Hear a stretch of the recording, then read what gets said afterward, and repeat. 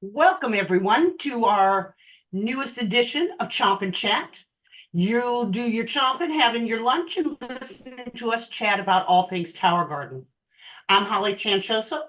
I'm customer care. And joining me today is my special guest, John Faircloth. John is our commercial specialist. John deals with the farms and all the farmers and all the questions that they have. So we're going to talk today about pests. Now, we know pests can be a problem and they can overtake your garden and it can be very disheartening, but pests are part of gardening. Even if you're growing indoors, you can have pests. So one of the biggest pests that tower garden growers deal with are aphids. So we're going to start talking about aphids today. One of the things that I find really important is watching for these little buggers on the front end and catching them when you first start seeing them. It doesn't take long for them to take over. So spending some time with your tower, I call it hugging your tower time, and just go out and just run your fingers through your plants. If there are any pests, they will fly off. And so I also hose my outside tower down every couple days with water to wash away any pests, any dirt, that kind of stuff off my tower. But what happens when I do see pests? And like I said, we all may time to time have to deal with these. So we're going to talk about treating pests. And John, I know you answer this question for farmers and for residential growers. What is your go-to treatment if I find aphids? Hi, Holly. Thanks for having me. Aphids are um, sometimes hard to control, and also they can appear very quickly. So, like you said, scouting your tower and keeping an eye on your plants is always a good practice year round, but especially in the summer months when it's so hot, or when it's warmer temperatures and you're growing major fruits and vegetables in the tower. Keep an eye out, pick a day during the week, sometimes 2 days during the week, and look at your towers and see, like you said, run your fingers through them and see if you see any insects flying out. For aphids, it's everyone always asks me, how did my towers get aphids if I'm inside, or how do my towers get aphids when I'm spraying regularly with neem oil? But that is a good practice, but neem oil is not going to keep aphids away. The biggest thing to do is check your towers often. If you see them and your plants are young, I recommend gently pulling them out of the growing port on your tower and washing each individual plant off. It's a little time consuming. If you have a lot of towers, that may take some time, but it beats the alternative of having to destroy the plant because it's infested. So I would say, first and foremost, try and wash your plant off and get as many of the aphids off as you can. Second would be in the morning or in the evening when the sun is not as intense.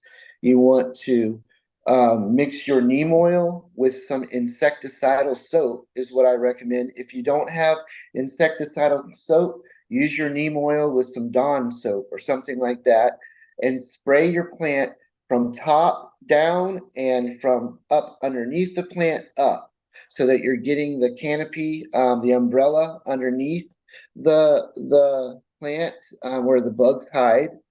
And then you want to continue this treatment for a 30-day cycle because um, aphids have larvae and they can have hatched eggs in the plant that you don't see, that aren't affected by the spray, that then hatch and come back.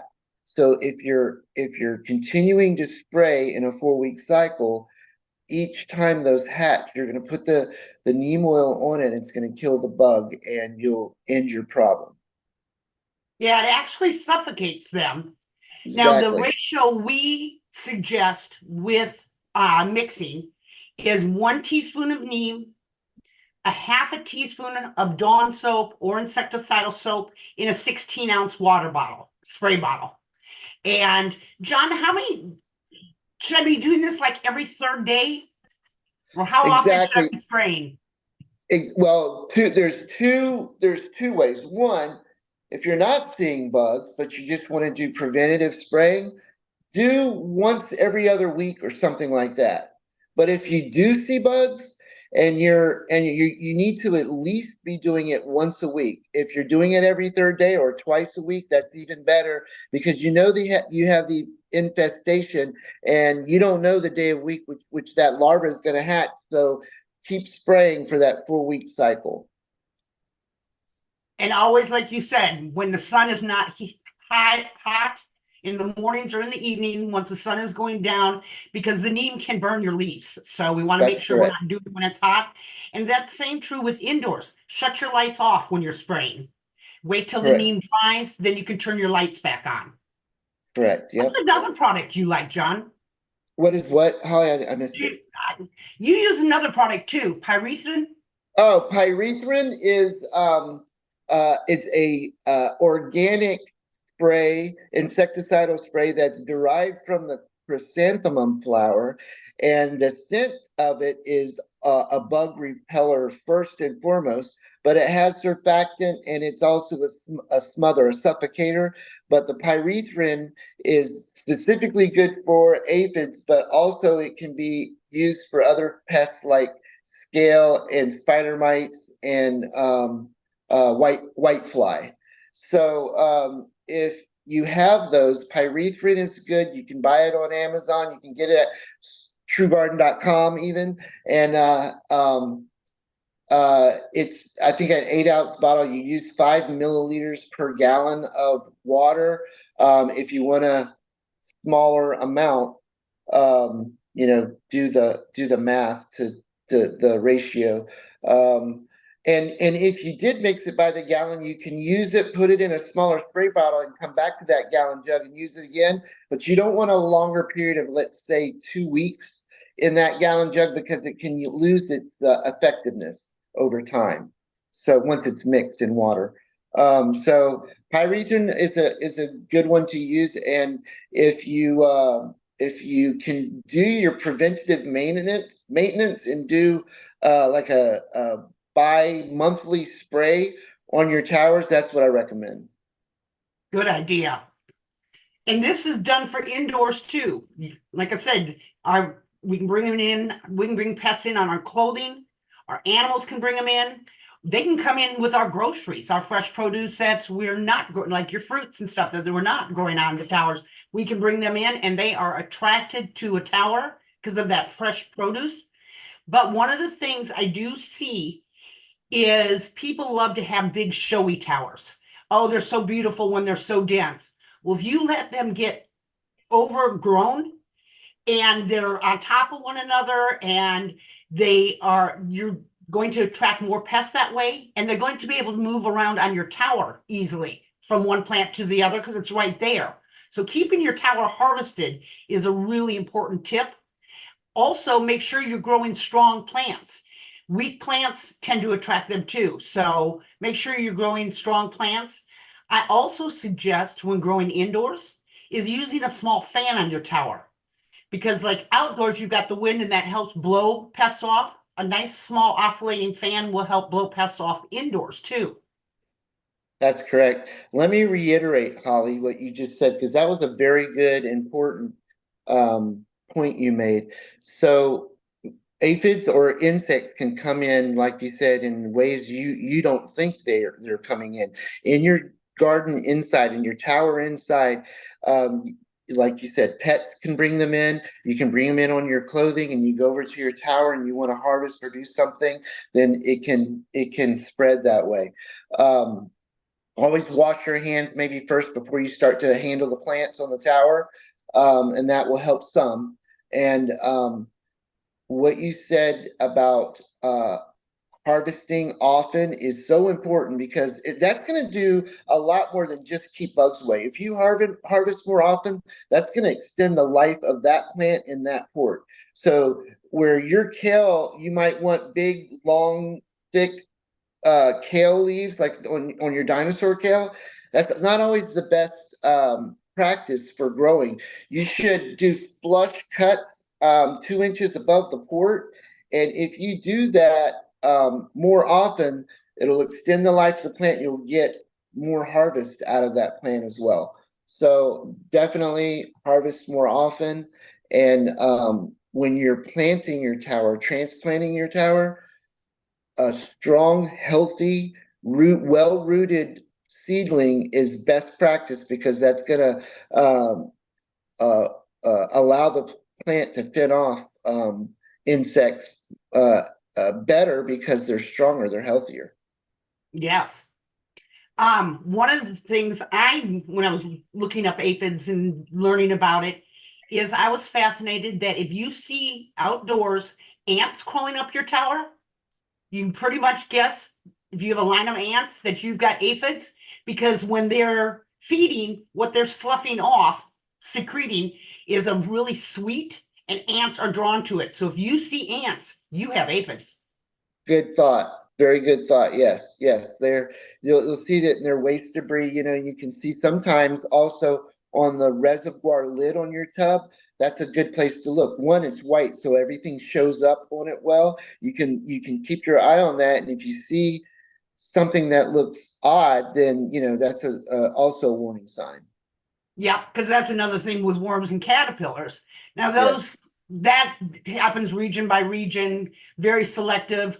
I will sometimes get the hornworms, the big green Sure. ugly ones. Yeah, Sure. I just pick them up off the tower and just Yeah. drop them in a bucket of soapy water. I'm not Yes. really treating for that, but that's one of the sure signs of that too, is you will get big specks, black specks Uh, of the worm absolutely. on the Yeah. reservoir lid. So checking that Exactly. reservoir lid is important. Yes. Can you think of any other good tips or anything else we should be sharing with them? Yeah. Yeah.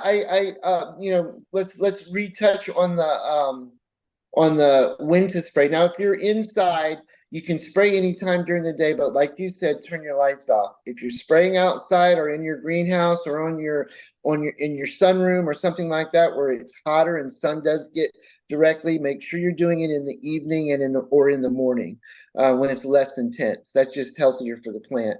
Um, Harvest often, and then also do your scouting, on a weekly basis or whenever you're over the tower, pick a side, do that side, and then next time you come over to the tower, do the opposite side.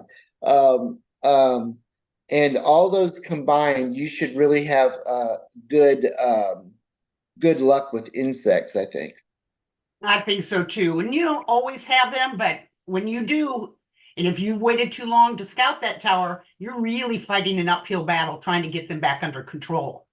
Another tip I just thought of if you're planning your tower, and know the characteristics of the plant. Try not to bunch too much on the tower that are going to be large in size. And if they are large in size, meaning they spread out and they have large leaves, then they're going to be closer to the plant next to them. So if that's the case, for example, like a cabbage head, or if you're doing um, um, zucchini or something like that that gets a big plant, don't plant every port. Plant adjacent ports that are opposite each other, and then on the next grow pot, the other adjacent to, so that your plant has some airflow underneath it and or between it, and that's just healthier practice. And that'll Great rid tip. insects also. Great tip. Well, our next Chomp and Chat is going to be held on July 2nd. We're doing it the first and third Tuesday of each month. We were getting a lot of replays of these videos where people are watching them. Feel free to comment, ask questions, because we always check it. And then also, if there's a topic you'd like to hear us talk about, because we are always happy to share our growing knowledge with you and try to help you out. So ask questions. This pest control information will be in our new newsletter coming out next week. It's also going to be on our website. True Garden has a blog section with helpful tips and different information for you. So we're here, True Garden is, to be your growing gurus and to help you become a growing guru and just to help you have the most successful growing season you can have using Tower Gardens. John, any closing thoughts from you? No, just happy growing in your towers. And like Holly said, if you have questions, don't forget to put the comments in there so we'll check them out and answer your question as best we can. All right. Thanks. Thanks for having me. Thanks for joining us, John. I appreciate it. And everybody, you have a wonderful day and